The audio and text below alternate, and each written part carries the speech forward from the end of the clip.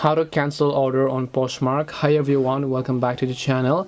In today's guide video, I'll simply guide you through the steps on how you can cancel an order on Poshmark, so make sure to watch the video till the very end. So if you want to cancel a Poshmark order, now you can do this process from your app if you have, or you can go to poshmark.com from your browser, and then you can see that I'm signed into my account basically. Now let's say you have accidentally purchased something. Now what do you do in order to cancel the purchase?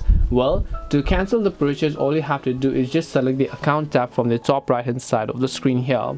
Once you select that, select your profile picture, and then once you've done that, you'll find this little option where it says my purchases, right? So you want to make sure to tap on my purchases here, as you can find it.